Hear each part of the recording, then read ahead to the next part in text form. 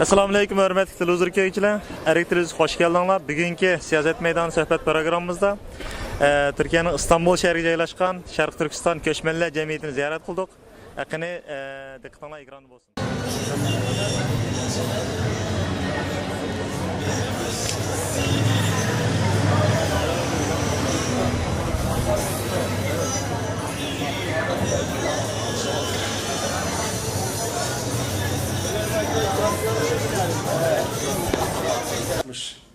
Şahsiyetlerimiz İsa Yusuf Alptekin, Hacı Osman Taştan, Abdülveli Can, son olarak geçen sene vefat eden Doktor Ahmet Türköz kardeşimiz Doğu Türkistan Göçmenler Derneği'ne başkanlık yapmışlardır.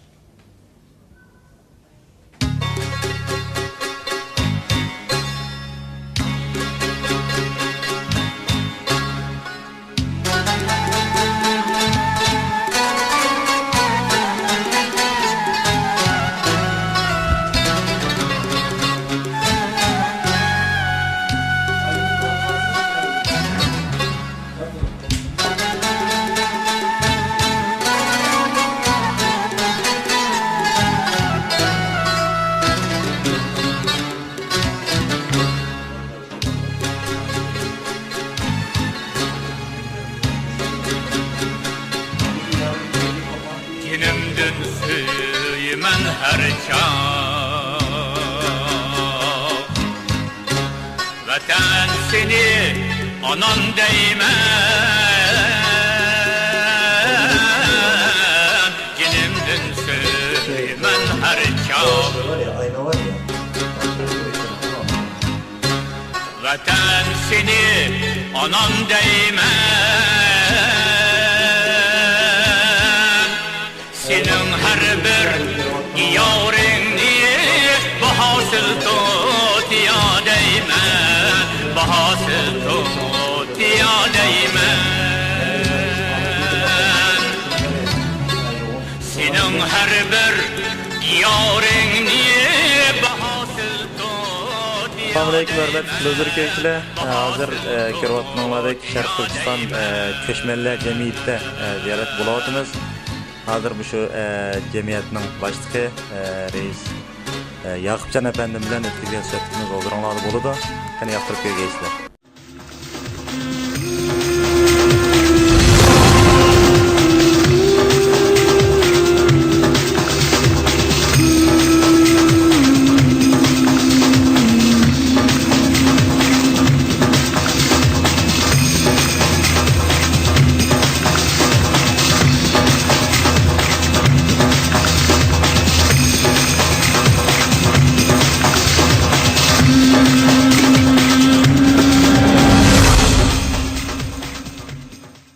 Selamun Aleyküm Sayın Başkan.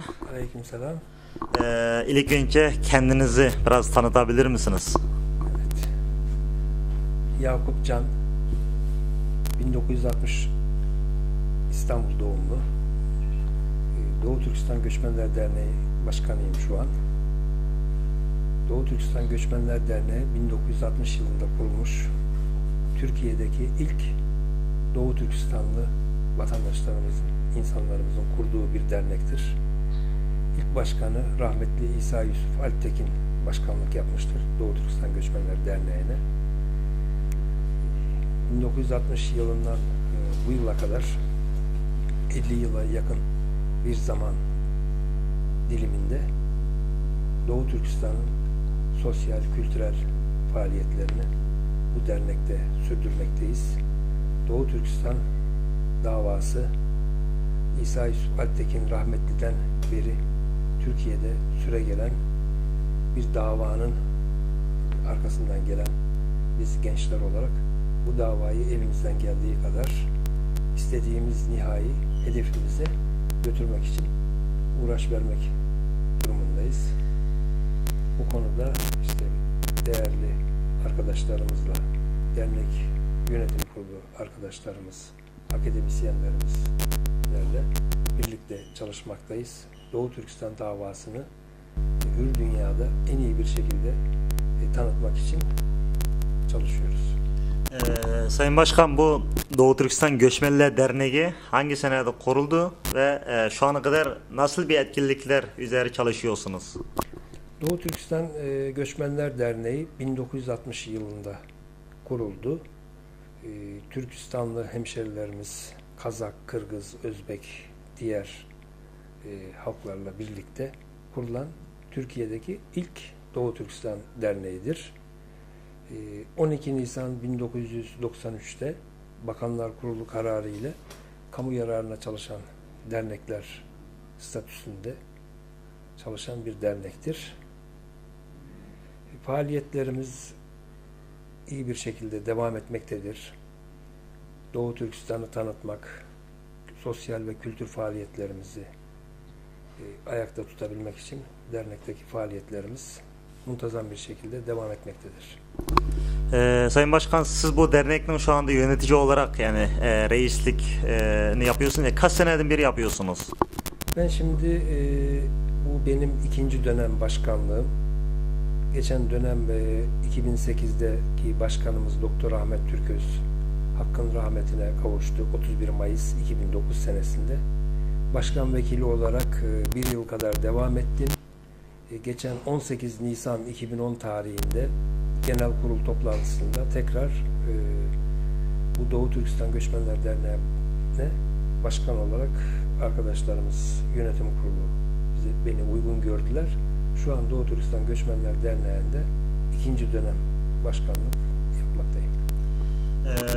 Bu Doğu Türkistan Göçmenler Derneği'nin tam olarak amacı nedir? Doğu Türkistan Göçmenler Derneği'nin amacı ana vatanımız Doğu Türkistan'daki insanlarımızın hür, bağımsız bir şekilde yaşaması, gök bayrağımızın altında insanlarımızın özgürce yaşamaları, onun haricinde ki şeyleri kesinlikle biz kabul etmiyoruz. Bizim için nihai hedefimiz tam bağımsızlık. Doğu Türkistan gök bayrak diyorum. Sağ ol. Sayın Başkan, bu Türkiye'de veya yurt dışında olan Doğu Türkistan için çalışan bu teşkilatlarla tam Uygurların kurduğu olsun, Kazak kardeşlerimizin kurduğu olsun, bu teşkilatlar üzerine nasıl bir kontaklarınız oluyor? Yani nasıl iletişim birlikleriniz oluyor? Ne üzeri çalışmalarda birlik yapıyorsunuz? Şimdi biz Türkiye ve Türkiye dışındaki devletlerde yaşayan insanlarımızla, Doğu Türkistanlı kardeşlerimizle her türlü haberleşme imkanımız, görüşme imkanımız mevcuttur. 2004 senesinde biz Doğu Türkistan Göçmenler Derneği olarak bir sürgünde Doğu Türkistan hükümeti kurulması için biz bir karar aldık. Tabii bu rahmetli İsa Yusuf Alptekin zamanında alınan bir karardı. Tabii aradan uzun zamanlar geçti. İsa Yusuf Alptekin rahmetli olduktan sonra biz bunu gündeme getiremedik. Bu dedik bizim elimizde olsun. İleride bize lazım olacak. Yarın öbür günü Çin'in karşısında, Çin Halk Cumhuriyeti'nin karşısında muhatap arayacağı bir sürgün hükümeti olması için Doğu Türkistan sürgün hükümetini arkadaşlarımızla kurduk. Amerika'da 14 Eylül 2004 yılında kuruldu. Ondan sonraki yıllarda işte Türkiye'de diğer devletlerde bu hükümetin toplantıları yapıldı. Arkadaşlarımız çoğunluk olarak iştirak edildi. En son işte geçen sene 2009 14 Eylül'de Türkiye'de bu ikinci dönem bu sürgün hükümetinin toplantısı yapıldı. Sürgün hükümetinin toplantısında Doğu Türkistan Göçmenler Derneği'nde basına kapalı olarak bir toplantı gerçekleştirildi. Hükümet ikinci dönem kadroları, parlamento üyeleri seçildi. İşte başta Cumhur Reisi olmak üzere Sayın Ahmet İgenberdi, Meclis Başkanı Sayın Sultan Mahmut Kaşgarlı, Sayın Başbakan İsmail Cengiz ve diğer parlamento üyeleriyle beraber 60 kişilik bir parlamentoyla bu hükümet tekrar ikinci bir dönem göreve başlamış oldu. Yani sizin sorulacak veya bir sorularım var.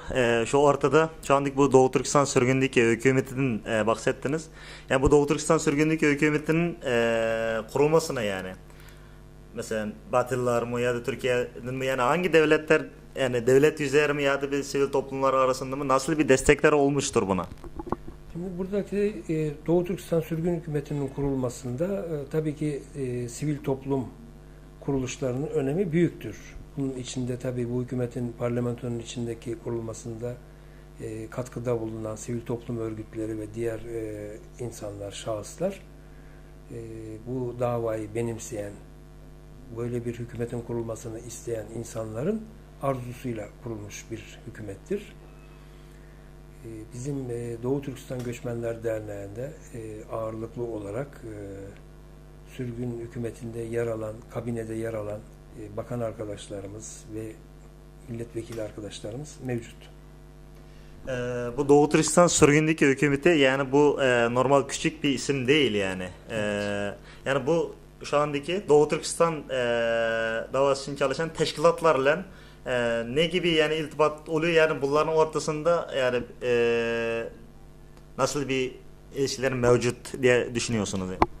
Şimdi Doğu Türkistan sürgün hükümetini biz sivil toplum kuruluşları olarak destekliyoruz. Zaten Doğu Türkistan sürgün hükümetinin içindeyiz. Ben kendim sağ olsun Cumhurbaşkanımız Ahmet İlgenberdi, Meclis Başkanımız Sultan Mahmut Kaşgarlı, Damian Rahmet, İsmail Cengiz onlar olsun. Bana illa siz bu hükümetin içinde görev alacaksınız. Bu Türkiye'de kurulan ilk Doğu Türkistan Derneği, bu hükümette sizin yer almanız gerekiyor diye bana bu dönem Doğu Türkistan Sürgün Hükümeti'nin İçişleri Bakanlığı görevini verdiler.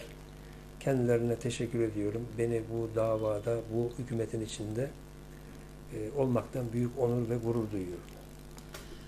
Sayın Başkan bu 5 Temmuz Ürümci'de olan yani katliamların herhalde sizin burada çok çabalarınız olmuştur. Yani siz bu ayakta neler düşünüyorsunuz ve neler yapıyorsunuz? Biraz bu ayakta konuşabilir misiniz? Ben şimdi bu 5 Temmuz olaylarından sonra bizim gözlemlediğimiz bazı konular var. Bunları ben size duyurmak ve buradan bir okumak istiyorum. Tamam, iyi olur. Doğu Türkistan Göçmenler Derneği olarak Doğu Türkistan'da yaşanan 5 Temmuz 2009 olaylarının neticesinde oluşan bazı gözlemlerimizi sizlerle paylaşmak istiyorum. Son 5 Temmuz olayları ve öncelerinin sebebi nedir diye sorulsa cevabımız Doğu Türkistanlılara 60 yıldır yaşatılan asimilasyon, baskı ve özlemi çekilen tam bağımsızlık arzusudur. Olaylar öncesinde Doğu Türkistan davası hakkında bilgisi olan vatandaşlarımızın yüzdesi bir hayli düşükken menfur olayların ardından kamuoyu oluşarak nüfusumuzun tamamı konuyla ilgili bilgiye haiz olmuştur. Kamuoyu oluşmadan önce Doğu Türkistan lafzı yerine kullanılan Şincan adı doğrusu olan Doğu Türkistan olarak söylenmeye başlamıştır. Bu konudaki hassasiyetimiz basınımızın destekleriyle olmuştur. Arzumuz hiç olmazsa sahibi olduğumuz ülkenin, davanın, isminin asimilasyonla kaybolmaması yönündedir. Olay haftasında Doğu Türkistan Göçmenler Derneği olarak iç ve dış medyayı takip ederek ve ana yurttan gelen haberleri toplayarak konu ile ilgili görüşlerimizi derneğimiz tarafından gerekli açıklamaları görsel, işitsel ve yazılı basında yayınladık.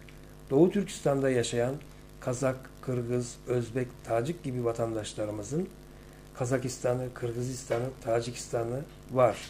Uygurların da o halde Uyguristan'a ihtiyacı var söylemleri ile mikro milliyetçiliğin Doğu Türkistan'ın bağımsızlığı için ciddi rahatsızlık vermektedir. Olaylara haklı tepki olarak Doğu Türkistanlı vatandaşlarımızın dirayet göstermeleri ve değişik yaşayan Kazak, Kırgız, Özbek, Tacik gibi vatandaşlarımızın Kazakistan'ı, Kırgızistan'ı, Tacikistan'ı var. Uygurların da o halde Uyguristan'a ihtiyacı var söylemleri ile mikro milliyetçiliğin Doğu Türkistan'ın bağımsızlığı için ciddi rahatsızlık vermektedir.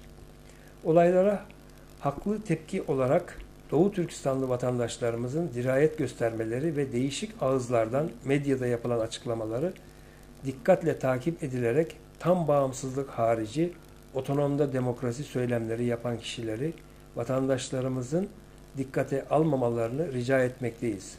Çünkü nihai hedef tam bağımsız Doğu Türkistan'dır. Çok teşekkür ederim başkan. Program ziyaretimde yani ziyaretimi kabul ettiğiniz için çok sağ ol. Sonunda Sağ olun. bu programımızı görebilen tüm Doğu Türkistanlı kardeşlerimize verecek nasıl bir mesajınız var? Doğu Türkistan davasında bu davayı üstlenen arkadaşlarımızdan benim ricam birlik, beraberlik, kardeşlik, dostluk, barış ve huzur içinde bu davayı yürütmemiz Doğu Türkistan'ımıza her zaman kazandırılacak artı puanlardır diyorum. Çok sağ ol, teşekkür ederim. Teşekkür ederim. Sağ olun. Bir de ben şurada size bir şey söylemek istiyorum. Yarın bizim burada Türkiye'deki sivil toplum kuruluşları olarak işte bizim derneklerimiz, vakıflarımız yarın burada Doğu Türkistan Göçmenler Derneği'nde bir toplantı düzenleyeceğiz. İşte Kayseri'deki derneğimizden Seyit Tümtürk, Ankara'daki Dayanışma Derneği'nden Hayrullah Efendigil, işte Doğu Türkistan Gençlik ve Kültür Derneği'nden Tibet Yüce Türk, Marif Derneği, Doğu Türkistan Marif Derneği'nden Hidayet Oğuzhan, Doğu Türkistan Göçmenler Derneği'nden ben Yakupcan, Doğu Türkistan Dayanışma Derneği'nden İsmail Cengiz ve bir de bizim daha önce bu davada büyük hizmetleri geçmiş İsa Yusuf Alptekin'in oğlu Arslan Alptekin, Hızırbek Gayretullah gibi önemli şahsiyetler yarın Doğu Türkistan Göçmenler Derneği'nde bir toplantı düzenleyeceğiz. Bu geçen sene 5 Temmuz olaylarında yaşanan bu acı olaylar akabinde az bir zaman kaldı. Yıl dönümü münasebetiyle sesimizi tek bir yerden, büyük bir kitle halinde bütün dünyaya duyurmak için bunun hazırlıklarını, görüşmelerini yapacağız. Kısmet olursa inşallah yarın. Çok başarılar dilerim. Çok teşekkür ederim. Sağ olun. Teşekkürler.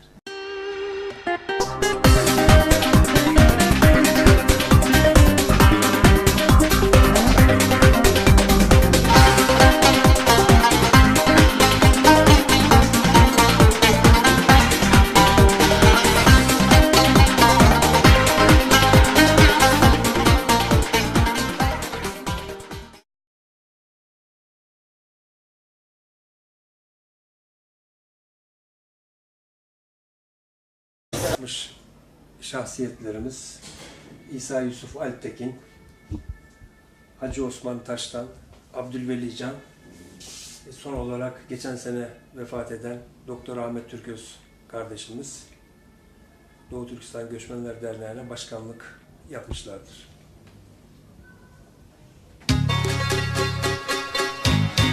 Şarkı Türkistan Göçmenler Cemiyeti'ni ziyaret kıldık. Yakını dikkatine ikram olsun.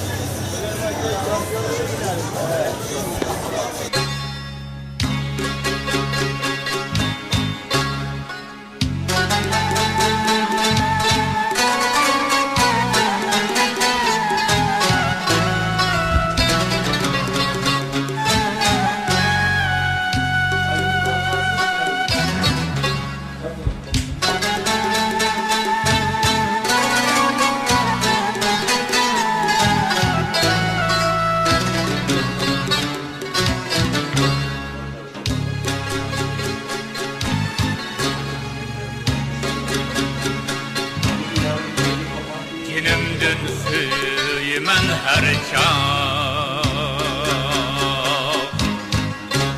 Vatan seni